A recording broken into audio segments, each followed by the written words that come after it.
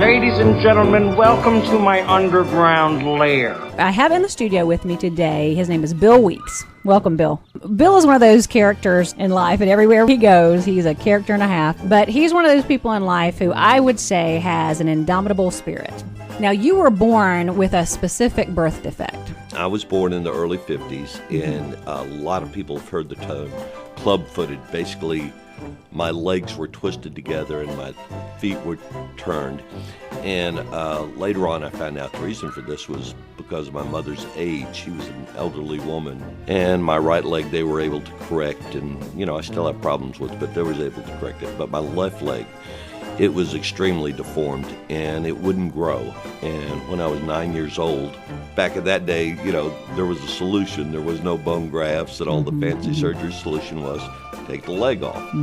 So I went into a Shriners Children's Hospital when I was 9 years old, and they removed my leg, gave me an artificial leg. What goes through a 9-year-old's mind, though, when you find out? Did you know going into the surgery that you're going to come out without a leg?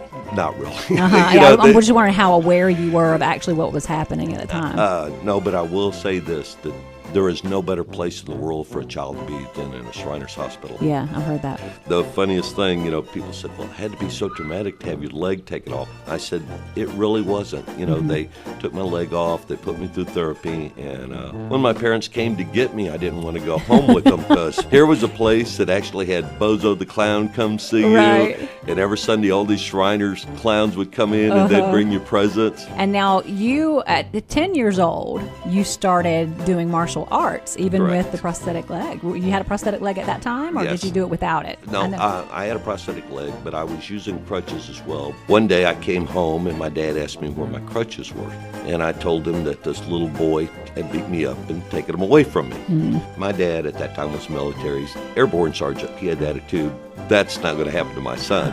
So he got me into martial arts. Well, I used to say to you all the time when we worked together that you were the fastest one-legged man I'd ever met because I couldn't keep up with you. You would be somewhere. I would think you were here, and then you'd be over there, and you were just buzzing all the time.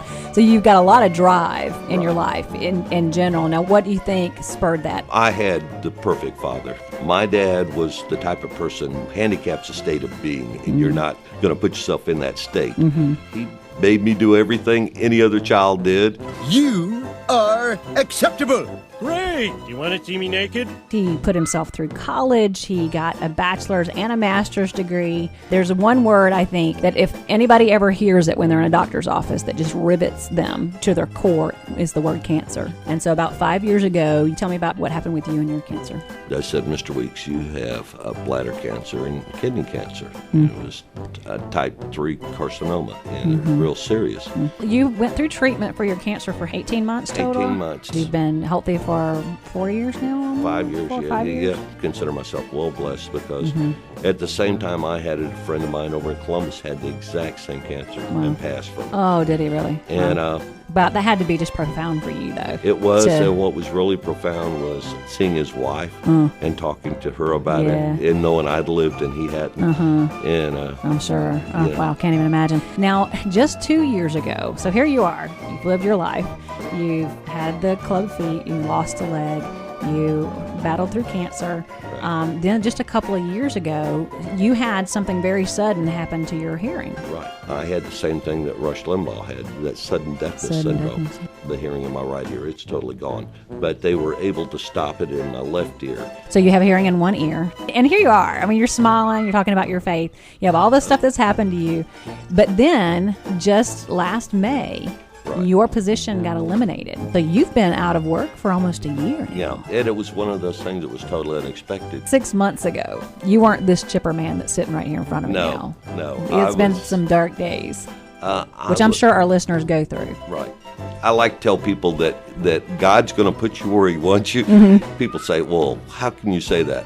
All of a sudden, out of clear blue sky, I had 2 interviews in one city and was offered jobs at both locations. Right, for the same city. So I think it might be time for you to go to that city. What would you say to people who maybe are losing hope with where their life is right now? Well, I would say that, don't trust in yourself for everything. Trust in God. Trust in the people around you. Believe in the people around you and looking out for your best interest. You ever seen a grown man naked? I don't want to talk to you no more, you empty-headed animal food trough whopper.